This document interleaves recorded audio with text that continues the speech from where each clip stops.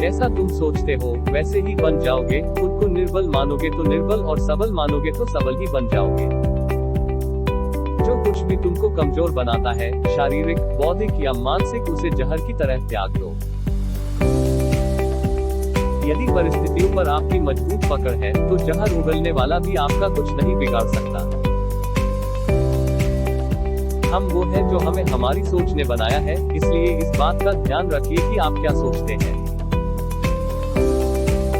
मनुष्य जितना अपने अंदर से करुणा, दयालुता और प्रेम से भरा होगा, वह संसार को भी उसी तरह पाएगा।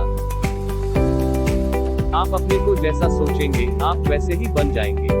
यदि आप स्वयं को कमजोर मानते हैं तो आप कमजोर ही होंगे, और यदि आप स्वयं को मजबूत सोचते हैं तो आप मजबूत हो जाएंगे। केवल उन्हीं का जीवन है जो दूसरों के लिए जीते हैं। अन्य सब तो जीवित होने से अधिक मृत हैं। लोग तुम्हारी स्तुति करें या निंदा, लक्ष्य तुम्हारे ऊपर कृपालु हो या न हो, तुम्हारा देहांत आज हो या युग में, परंतु तुम न्यायपथ से कभी भ्रष्ट न होना।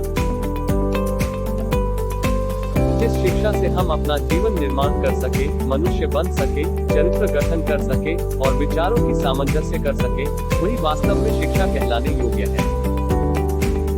जब आपके हाथ में पैसा होता है तो केवल आप भूलते हैं कि आप कौन हैं, लेकिन जब आपके हाथ खाली होते हैं तो संपूर्ण संसार भूल जाता है कि आप कौन हैं। मैं एक कठिन काम को करने के लिए एक आलसी इंसान को चुनूंगा, क्योंकि आलसी इंसान उस काम को करने का एक आसान तरीका खोज लेगा। एक समझदार आदमी को सारस की तरह होश से काम लेना चाहिए और जगह, वक्त और अपनी योग्यता को समझते हुए अपने कार्य को सिद्ध करना चाहिए। एक राजा की ताकत उसकी शक्तिशाली भुजाओं में होती है, ब्राह्मण की ताकत उसके आध्यात्मिक ज्ञान में, और एक औरत की ताकत उसकी खूबसूरती, यौवन और मधुर वाणी में होती है। जो गुजर गया उसकी चिंता नहीं करनी चाहिए, ना ही भविष्य के बारे में चिंतित होना चाहिए। समझदार लोग केवल वर्तमान में ही जीते हैं। एक संतुलित मन के बराबर कोई तपस्या नहीं है, संतोष के बराबर कोई खुशी नहीं है, लोभ के जैसी कोई बीमारी नहीं है, दया के जैसा कोई सदाचार नहीं है। सोने के साथ मिलकर चांदी भी सोने जैसी दिखाई पड़ती है, अर्थात सत्संग का प्रभाव मनुष्य पर अवश्य पड़ता है।